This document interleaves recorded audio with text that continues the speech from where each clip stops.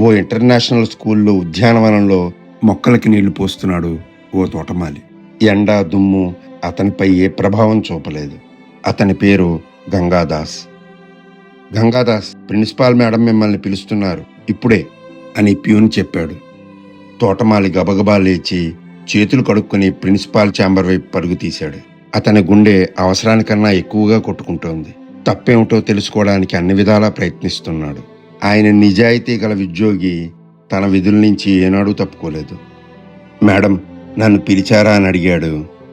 లోపలికి రా అంది ప్రిన్సిపాల్.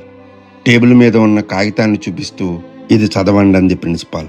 నాకు పెద్దగా చదువు రాదు, చదువుకోలేదని చెప్పాడు. నేనేదైనా తప్పు చేసుంటే క్షమించండి, నాకు మరో అవకాశం ఇవ్వండి.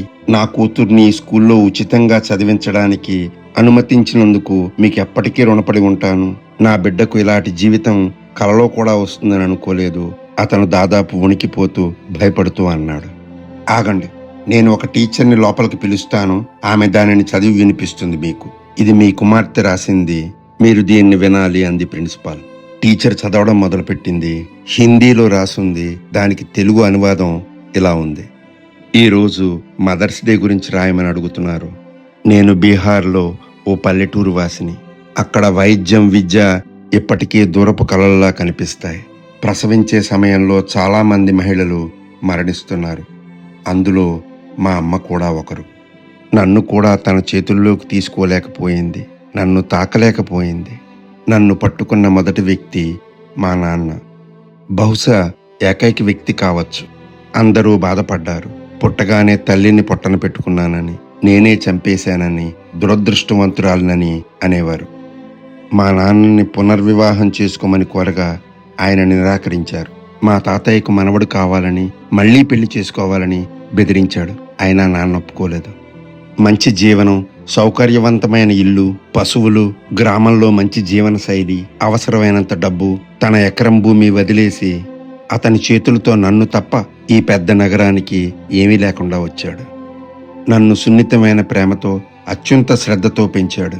అన్నం కంచంలో ఇష్టమైన పదార్థాలను వదిలేసేవాడు. ఆయన దాన్ని తినకుండా నన్ను తినమని చెప్పేవాడు. అతనికి నచ్చలేదని భావించిన నేను దాన్ని పూర్తి చేసేదాన్ని. కానీ పెద్దయ్యాక దాని కారణం తెలిసింది. త్యాగం అంటే ఏమిటో గ్రహించాను. తన శక్తికి మించిన ఉత్తమమైన సౌకర్యాలు నాకిచ్చాడు. ఈ పాఠశాల అతనికి ఆశ్రయం, గౌరవం మరియు అతిపెద్ద బహుమతి ఇచ్చింది.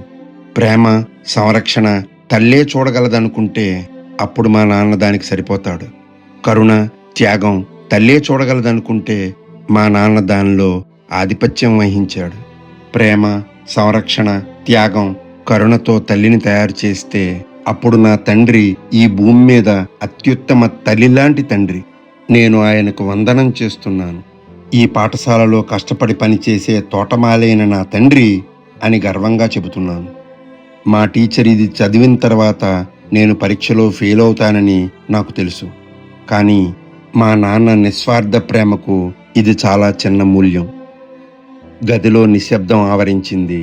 గంగాదాస్ శుతిమెత్తని ఏడుపు మాత్రమే ఆ గదిలో వినిపించింది. కఠినమైన ఎండ అతని బట్టలను చెమటతో తడపలేదు, కానీ అతని కుమార్తె మృదువైన మాటలు అతని ఛాతిని కన్నీళ్లతో తడిపేశాయి. చేతులు జోడించి నిలబడ్డాడు. టీచర్ చేతిలోంచి పేపర్ తీసుకుని దాన్ని గుండెకు దగ్గరగా హత్తుకుని ఏడ్చాడు. ప్రిన్సిపాల్ లేచి అతన్ని కుర్చీలో కూర్చోబెట్టి గ్లాసుతో నీళ్ళిచ్చింది. మీ అమ్మాయి పాఠశాల చరిత్రలో రాసిన ఉత్తమ వ్యాసం ఇది. రేపు వేడుకల కార్యక్రమానికి ముఖ్య అతిథిగా ఆహ్వానించాలని స్కూల్ మేనేజ్మెంట్ నిర్ణయించింది అని చెప్పింది. ఈ నిర్ణయం ఒక మనిషి తన పిల్లలను పెంచడానికి చేయగలిగిన ప్రేమ, త్యాగం అన్నిటినీ గౌరవించడానికి, పరిపూర్ణమైన తల్లిదండ్రులు కావడానికి మీరు స్త్రీ కానవసరం లేదని నిరూపించారు. మీరు నిజమైన తోటమాలి. మీ జీవితంలో అత్యంత విలువైన పువ్వులను కూడా ఇంత అందమైన రీతిలో పోషించారు. గంగాదాస్, మీరు ఈ కార్యక్రమానికి ముఖ్య అతిథిగా వస్తారా అంది ప్రిన్సిపాల్.